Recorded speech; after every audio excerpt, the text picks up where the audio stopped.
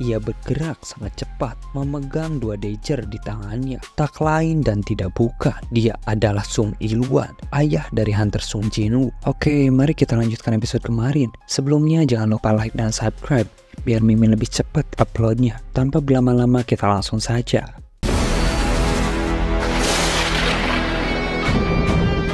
Scan kemudian berpindah ke dalam ingatan Asborn. Di dunia yang hanya dipenuhi oleh cahaya dan kegelapan, ada satu sosok yang disebut sebagai Absolute, sang Tuhan dari segala awal. Dari cahaya, Absolute menciptakan para ruler, dan dari kegelapan lahirlah para monark. Ruler ditugaskan untuk melindungi dunia, sementara monark diciptakan untuk menghancurkannya. Pertempuran antara kedua pasukan itu berlangsung selama bertahun-tahun. Ruler terus berjuang mempertahankan dunia dari kehancuran yang dibawa oleh pasukan monark yang tak pernah berhenti merusak segalanya. Salah satu ruler yang dikenal sebagai Fragment Brilliant of the Light akhirnya kelelahan setelah perang panjang yang seakan tak berujung. Ia menundukkan diri di hadapan Absolute dan berkata, "Tuan, terlalu banyak pasukan setia yang telah gugur dalam pertempuran ini. Kami telah melaksanakan setiap perintahmu. Mohon pinjamkan kekuatanmu agar kami bisa mengalahkan musuh-musuh kami, dan aku akan mempersembahkan kemenangan itu kepadamu." Namun Absolute tetap diam. Tak sepatah kata pun keluar darinya. Dan pada saat itulah Fragment Brilliant of the Light menyadari sesuatu, bahwa semua pertempuran ini hanyalah hiburan bagi sang Absolute. Itulah alasan mengapa ia tak pernah berniat membantu mereka. Fragment Brilliant of the Light kemudian kembali ke medan pertempuran. Di sana ia teringat pada tulisan yang terukir di batu suci dalam istana Absolute. Perintah yang memerintahkan mereka untuk menyembah, memuji, dan percaya sepenuhnya kepada Absolute, karena siapapun yang melanggar tidak akan selamat. Ia mengingat bagaimana para ruler selalu taat pada perintah itu. Namun meskipun mereka setia, satu persatu para ruler tetap gugur di medan perang. Ia mulai berpikir, patuh atau tidak, hasilnya tetap sama saja. Kematian tetap akan datang menghampiri. Dan dari pemikiran itu lahirlah sebuah kesadaran dalam dirinya. Selama Absolute masih hidup, perang ini tidak akan pernah ada akhirnya. Fragment Brilliant of the Light mengambil sebuah keputusan besar. Ia memimpin seluruh pasukan rulers untuk memberontak melawan Absolute. Pada saat itu, Asborn memperlihatkan dirinya sebagai satu-satunya ruler yang tetap patuh terhadap perintah Absolute. Ia berdiri menghadang pemberontakan tersebut bersama pasukannya. Namun pasukan yang dimiliki Asborn tak mampu menahan serangan mereka semua. Dalam kesadarannya yang mulai memudar, Asborn berpikir bahwa inilah akhir dari perjalanannya. Namun tiba-tiba ia terbangun kembali dengan kekuatan yang berbeda. Asborn menyadari bahwa Absolute telah menyimpan kekuatan tersembunyi di dalam dirinya. Perlahan tubuhnya diselimuti oleh kegelapan, dan dari sana ia bangkit dengan wujud serta kekuatan yang jauh lebih besar dari sebelumnya. Dengan kekuatan itu, Asborn membangkitkan kembali pasukannya dan memimpin mereka sebagai pasukan baru bersama ribuan pasukan yang setia kepadanya. Ia bergegas menghadang para ruler yang telah berhasil melewati garis pertahanannya. Namun sayangnya, ketika Asborn tiba, Absolute telah lebih dulu dikalahkan. Ruler yang berhasil mengalahkan Absolute kemudian mengklaim diri mereka sebagai dewa. Mereka menggunakan sebuah artefak yang menyimpan kekuatan Absolute untuk memburu para monark. Dengan kekuatan itu, mereka berhasil menangkap Legia dan menjadikannya alat mereka. Sejak saat itu, para monark menyadari bahwa kekuatan antara ruler dan monark mulai tidak seimbang. Mau tidak mau, para monark akhirnya harus bersatu bersama Asborn untuk melawan pasukan ruler. Dari 9 monark yang ada, Asborn menjadi salah satu yang terkuat yang dikenal sebagai Shadow Monarch. Ia bukan lagi seorang ruler, melainkan Raja Kegelapan. Kekuatan kini berpihak padanya. Setiap prajurit yang dikalahkan di medan perang, ia bangkitkan kembali dan ia jadikan sebagai pasukan bayangan. Namun sayangnya, setelah pertempuran besar itu berakhir, kedua pasukan monark yang dipimpin oleh Baran dan Drakan mulai merasa takut terhadap kekuatan Asborn. Begitu pula para ruler yang melihat Asborn. Semua gentar melihat kekuatan yang kini dimiliki sang Shadow Monarch. Baran dan Drakan kemudian berkhianat. Kedua pasukan mereka bersekongkol untuk menjatuhkan Asborn. Akibat pengkhianatan itu, Asborn hampir kehilangan seluruh pasukannya. Namun kekuatan besar yang telah ia miliki membuatnya mampu membalikan keadaan. Insting Rakan yang menyadari betapa berbahayanya kekuatan Asbor membuatnya melarikan diri ke dalam celah dimensi, meninggalkan pasukannya begitu saja. Sementara Barat yang terlambat menyadari hal itu tak dapat diselamatkan. Setelah pertempuran berakhir, para ruler muncul dari celah dimensi. Namun Asbor tak menghiraukan kehadiran mereka. Ia hanya berencana untuk pergi setelah mengalahkan Barang. Akan tetapi, pasukan ruler yang baru saja tiba langsung menundukkan diri di hadapan Asbor. Mereka meminta maaf atas segala kesalahan yang telah mereka perbuat dan memohon agar Asbor menghentikan perang yang tak kunjung berakhir antara kedua pihak. Mereka memilih untuk berdamai daripada harus melawannya. Salah satu ruler kemudian berkata, "Tidak ada alasan lagi bagi kami untuk berperang. Pertempuran ini sudah tak memiliki arti apapun jika terus diteruskan." Asbor yang mendengar perkataan itu menjadi marah. Ia berkata bahwa para ruler telah membunuh tuannya, yaitu Absolut. Ruler itu menjawab, "Absolut juga tuan kami." Mendengar jawaban itu, amarah Asbor semakin membara. Ia berkata bahwa karena itulah dosa para ruler jauh lebih besar dibandingkan dirinya. Namun ruler itu kembali menjawab, "Bukankah kau juga merasakan apa yang kami rasakan dulu? Lelahnya bertarung tanpa henti. Kami melakukan semua ini karena ingin mengakhiri pertempuran yang tiada akhir."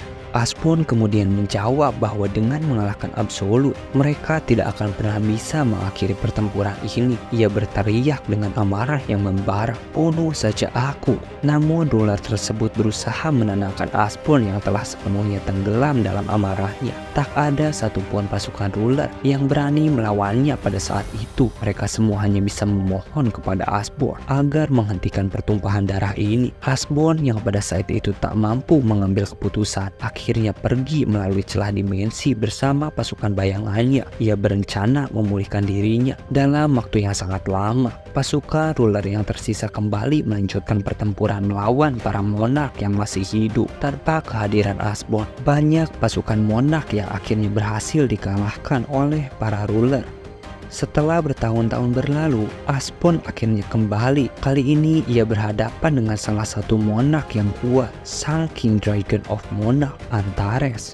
Antares yang menyadari betapa jauhnya perbedaan kekuatan mereka memutuskan untuk tidak melawannya. Sebaliknya, ia memilih menyambut kedatangan Asbor dengan niat untuk mencari dunia baru, tempat mereka bisa memperkuat pasukan tanpa terjangkau oleh para ruler. Antares kemudian pergi ke sebuah dunia yang tak dapat dideteksi oleh siapapun. Sementara Asbor menciptakan domainnya sendiri, dunia yang ia bangun dengan kekuatannya sendiri. Tak lama setelah itu, para monark menemukan tempat baru yang menarik perhatian mereka. Mereka berencana untuk menghancurkannya. Tempat itu adalah bumi. Para ruler yang terlambat menyadari kemunculan para monark tak sempat melindungi para manusia dari amukan para monark. Ketika mereka tiba di bumi, bumi telah menjadi lautan api. Dipenuhi rasa bersalah karena gagal menghentikan para monark, para ruler akhirnya menggunakan Cup of Reincarnation, sebuah artefak yang menyimpan kekuatan absolut yang mampu memutar kembali waktu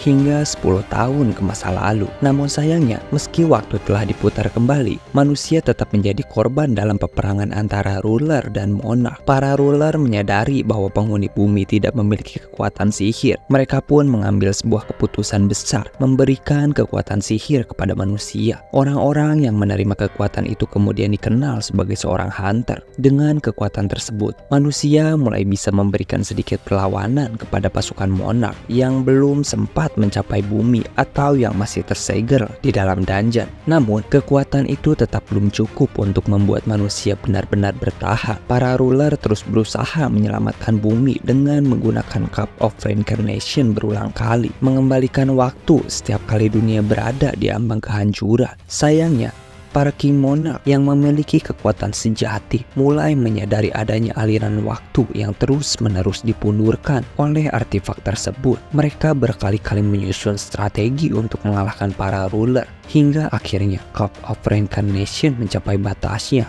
dan tak dapat lagi digunakan. Sung Jinwoo yang mendengar hal itu terkejut dan bertanya, bagaimana mungkin alat yang dibuat oleh Absolute bisa memiliki batasan untuk digunakan? Asbun menjawab, setiap alat, setiap artefak pasti memiliki batas kekuatannya. Tak ada satupun yang benar-benar tanpa batas. Jinwoo kembali bertanya, lalu bagaimana bisa Absolute dikalahkan? Bukankah ia memiliki benda yang begitu luar biasa? Asbun menjawab, itu semua seperti manusia yang menciptakan senjata. Mereka pun bisa terbunuh oleh senjata ciptaannya sendiri. Asbun kemudian melanjutkan penjelasannya. Para King Monarch memanfaatkan strategi yang sama seperti para ruler. Jika para ruler meminjamkan kekuatannya kepada manusia, maka para King Monarch juga melakukan hal yang sama. Mereka perlahan menyalurkan sebagian kekuatan mereka kepada manusia, hingga tubuh manusia itu mampu menampung kekuatan tersebut sepenuhnya. Dan pada saat itulah mereka mulai menguasai tubuh manusia itu. Para King Monarch bersembunyi di antara manusia itu sendiri. Mereka menunggu waktu yang tepat, menantikan kedatangan para ruler agar mereka semua dapat menghabisinya secara langsung bersama dengan para manusia. Namun ketika para ruler dan monarch mulai menyalurkan kekuatan mereka kepada manusia, hanya Asbun dan Antares yang tak dapat menemukan manusia yang mampu menampung kekuatannya. Kekuatan keduanya terlalu besar hingga tak ada satupun manusia yang bisa menahan atau menyeimbangkan energi mereka. Pada saat itu, seorang penyihir hebat dari dunia sebelumnya muncul. Ia datang membawa sebuah tawaran. Ia akan mencarikan manusia yang dapat menampung kekuatan Asbun dengan imbalan tubuh yang abadi. Penyihir itu bernama Arsitek. Namun sayangnya, meski berbagai cara telah dilakukan, tak ada satupun tubuh manusia yang mampu menampung kekuatan kematian milik Asbun. Arsitek dengan sistem yang ia ciptakan mulai mencari manusia yang memiliki bakat dalam merasakan kekuatan sihir. Manusia dengan kekuatan fisik dan mental yang sangat kuat. Arsitek berusaha menemukan seseorang yang memiliki kemampuan untuk menampung kekuatan Asbun. Namun pencarian itu tidaklah mudah, hingga akhirnya Asbun melihat seseorang yang sangat lemah, seseorang yang selalu berada di ambang kematian. Meski berkali-kali nyaris mati, orang itu selalu berhasil bertahan hidup dengan caranya sendiri. Pada saat itulah Asbun mulai memperhatikan perjalanan dan perjuangan Sung Jinwoo. Walaupun Arsitek berulang kali menolak menjadikan Jinwoo sebagai wadah kekuatan Asbun, Asbun tetap memilihnya. Ia yakin bahwa hanya Sung Jinwoo yang pantas menampung kekuatannya. Asbun kemudian berkata, aku adalah catatan dari usahamu, saksi dari perlawananmu, dan hadiah dari penderitaanmu. Sung Jinwoo terkejut mendengar perkataan itu, namun ia berkata bahwa meskipun kekuatannya kini jauh melampaui Arsitek, ia masih belum mampu menampung seluruh kekuatan Asbun sepenuhnya. Asbun pun menjelaskan bahwa sistem yang dibuat oleh Arsitek memang diciptakan untuk itu, agar tubuh Sung Jinwoo dapat perlahan menyesuaikan diri dan menampung kekuatan Asbun. Dengan kata lain, sistem itu dirancang membuat Sung Jinwoo terus berkembang sedikit demi sedikit. Itulah alasan mengapa Sung Jinwoo merasa seperti seorang player di dalam sebuah game. Mengingat teriakan Arsitek di masa lalu, Jinwoo kemudian bertanya, tapi kau mengkhianati Arsitek bukan? Untuk menjelaskan hal itu, pada saat itu dalam double dungeon yang dulu dimasuki Jinwoo, seharusnya yang bangkit kembali adalah Asbun. Namun Asbun justru memberikan Blackheart kepada Jinwoo dan memberikannya kebebasan untuk mengendalikan tubuhnya sendiri. Asbun kemudian menjelaskan alasannya. Ia teringat pada para ruler yang pernah memohon maaf padanya dan para monarch yang telah mengkhianatinya, dan dari situlah Asbun mengambil keputusan untuk berjalan dengan caranya sendiri. Ia ingin membebaskan pewaris kekuatannya untuk menentukan jalan hidupnya sendiri, karena bagi Asbun, dirinya dan Sung Jinwoo kini telah menjadi satu. Tak ada lagi perbedaan di antara mereka. Tak penting siapa yang mengendalikan tubuh itu, karena mereka adalah satu kesatuan. Asbun juga tak ingin kehilangan Sung Jinwoo hanya karena menjadikannya sebagai wadah kekuatannya. Asbun kemudian memberikan dua pilihan kepada Sung Jinwoo: tetap berada di dalam domain ini dan menikmati mimpi abadi yang diciptakan oleh keinginannya, atau kembali ke dunia nyata dan menghadapi musuh yang akan datang. Singkatnya, sebelum Asbjorn benar-benar bangkit melalui tubuh Sung Jinwoo, ia terlebih dahulu menawarkan pilihan itu. Jika Jinwoo memilih untuk tetap berada di dalam domain, maka tubuhnya di dunia nyata akan sepenuhnya dikendalikan oleh Asbjorn. Sementara Jinwoo sendiri akan hidup di dalam domain ini selamanya, menjalani kehidupan sesuai dengan keinginannya.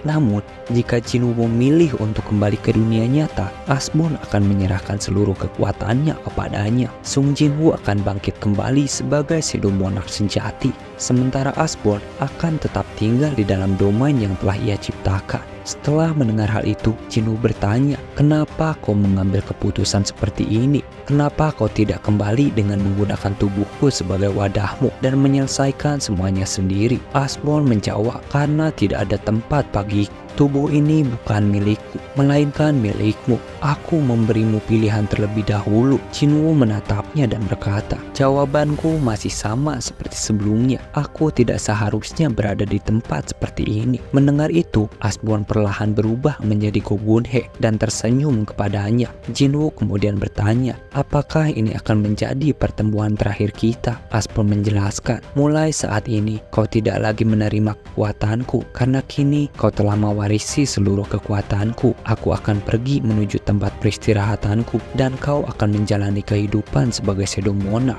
penguasa bayangan yang abadi. Karena itu, mungkin kita tidak akan bertemu lagi." Sung Jinwoo lalu berkata, "Baiklah, aku mengerti." Asbjorn tersenyum dan kembali mengingatkan, "Ingatlah, aku adalah dirimu." Perlahan Sung Jinwoo mulai merasakan aliran kekuatan yang luar biasa mengalir ke seluruh tubuhnya.